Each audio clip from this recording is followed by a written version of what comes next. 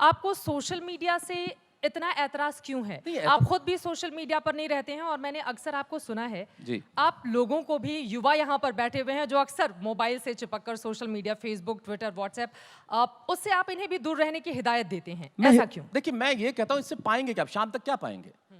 मैं आज ये करके आया, ये प्रचार करने की क्या आवश्यकता है? मैं नहीं करता।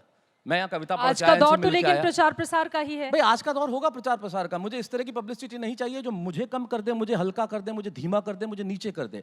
सृजन में अगर मैं वक्त लगाऊंगा, देखिए बहुत सीधी सी बात है, मेरी दो पंक्तियां हैं कि सहजता थी, सादगी थी, बंदगी थी। ये व्हाट्सएप और फेसबुक नहीं थे ना, तब जिंदगी थी। और यकीन मानिए, व्हाट्सएप अगर 1947 के पहले आ गया होता तो देश अभी तक आजाद नहीं होता। हर आदमी एक दूसरे को मैसेज भेजता है, इस मैसेज को इतना फैलाओ कि अंग्रेज देश छोड़ के भाग जाएं। अच्छा, दिलचस्प ये है कि तालियां वो लोग बजा रहे हैं जो सबसे ज्यादा सोशल मीडिया का इस्तेमाल करते हैं। क्योंकि उन्हें पता है कि ये क्या है। क्योंकि फेसबुक पे आप यकीन मानिए चित्रा, आप अपना चेहरा लगाएं और उसके बाद कोई स्टेटस डाल दे, कमेंट डाल दे, फिर देखिए आप नीचे कमेंट की बहार। क्योंकि फेसबुक पे हम लोगों से बात नहीं करते, चेहरों से बात करते हैं। दुनिया में झूठ बोलने की इससे ज्यादा बड़ी जगह मैंने नहीं देखी। आप यकीन मानिए, आप इतनी खूबसूरत हैं, आप एक लगाएं कि जैसे नहीं, इसमें सच्चाई है, इसमें गलत क्या बात है? ये तो सूचना है और आप तो पत्रकार हैं, सूचना देने का ही काम करते हैं, तो ये तो सूचना है, राइट? तो आप मान लीजिए एक स्टेटस लगा दें कि भाई आज मैं लोकल बस से, डीटीसी की बस से यहां तक आई। चेहरा आपका है जी, सूचना आपकी है, और फिर नीचे लोगों के कमेंट देखें, हाउ स्वीट, आप कितनी सहज हैं, देखिए आपका जीवन कितना सरल, अगली बार ले जाओ तो हमें भी ले जाना। अब यही कमेंट मेरे जैसा कोई कर दे, चेहरा मेरा है, और मैं लिख दूंगा आज मैं लोकल बस से यहां तक आया। पहला कमेंट तो, दूसरा हमें क्यों बता रहा है, तीसरा तेरी औकात ही इतनी है भिखारी की औलाद।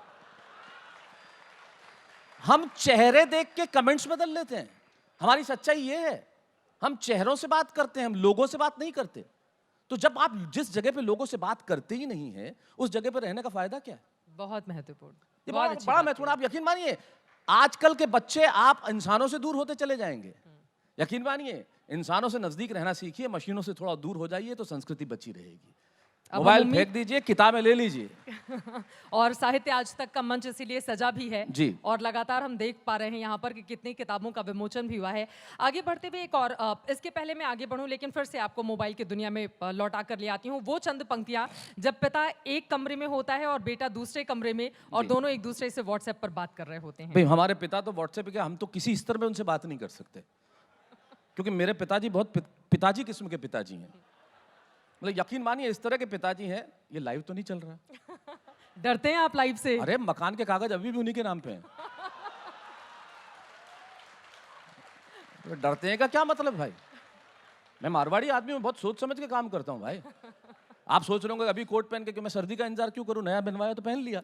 मतलब हम लोग वो लोग हैं। अरे इतने खतरनाक पिताजी हैं। क्लास में टीचर मुझे मैथमेटिक्स पढ़ा रहे थे, बोले खड़े हो जाओ, मैं खड़ा हो गया। आपको मालूम मैथमेटिक्स में उदाहरण दिए जाते हैं, मुझे आज तक समझ में नहीं आया। वो 3 बिंदु बना के चूंकि, माना की, अब वो 3 बिंदु का क्या लेना देना मेरे कभी पल्ले नहीं पड़ा। तो मैथमेटिक्स में उदाहरण दे रहे थे कि खड़े हो जाओ, मैं खड़ा हो गया। What goes off my father, इसका हिंदी तर्जुमा आप खुद कर लीजिएगा। तो खड़ा हो गया तो बोले मैथमेटिक्स पढ़ा रहे थे सर। वो आप ही की उम्र के हैं सर जो आप इतने ध्यान से मुझे देख रहे हैं। मैं आपका सम्मान करता हूं, उन्हीं को याद करते हुए आपको देख के बोल रहा हूं। तो नहीं, आपका सम्मान मैं इसलिए करता हूं कि इस उम्र में मैं आपके चेहरों पे हंसी के सिवा कुछ नहीं देख सकते। तब मैं एक बहुत, मेरी पंक्ति याद आती है कि छत नहीं रहती, दहलीज नहीं रहती, दीवार और दर नहीं रहता, घर में बुजुर्ग ना हो तो घर घर नहीं रहता। वाह वाह, बहुत खूब। तो खड़ा कर दिया हमारे पिताजी, मेरे को खड़ा कर दिया क्लास में टीचर ने। खड़ा हो जाओ, मैं खड़ा हो गया। बोले तुम्हारे पिताजी की पैंट की एक जेब में 100 रुपए हैं, दूसरी जेब में 150 रुपए, इसका क्या मतलब? मैंने कहा पैंट किसी और की है। मैं जानता हूं वह क्या हो सकता है।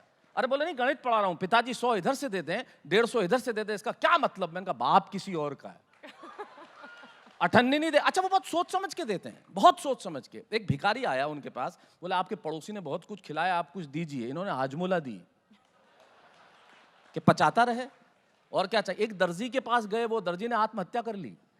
गए और बोले भाई सिलेगा कपड़े? बोले मेरा काम वही है। पैंट सिलेगा? कितने रुपए लेगा? बोले 300 रुपए। बोले बहुत ज्यादा है। निक्कर सिलेगा? बोले हाँ सिल दूंगा। कितने? बोले 75 रुपए। बोला ये ठीक है। अब वो नाप लेने लगा निक्कर का। बोले कितनी लंबी रखूं? बोले जमीन तक।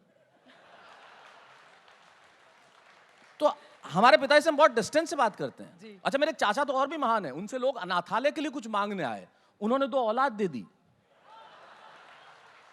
भाई स्टार्टअप कहीं से तो होना चाहिए। ये तो हमारा खानदानी स्टार्टअप है, तो उनसे बड़ा डिस्टेंस से बात करते हैं हम लोग। आज भी इतने डिस्टेंस से बात करते हैं, यकीन मानिए उनसे नजरें नहीं मिलती, और उनसे नजरें नहीं मिलती शायद इसीलिए इस काबिल हुए कि हम आपकी नजरों में आ गए। वाह वाह।